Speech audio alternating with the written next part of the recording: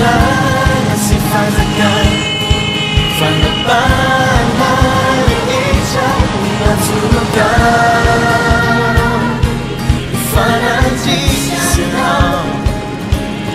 Esse me faz nada. Me faz a cara. Sana para caminhar. Não faz a caminhar.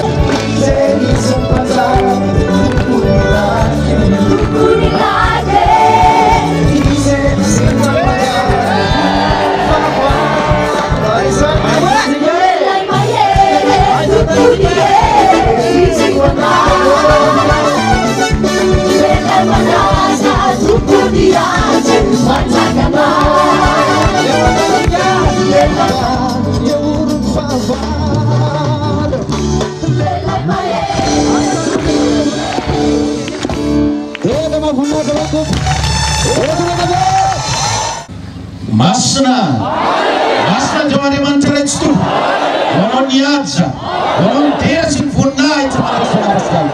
Haleluya, haleluya, amin.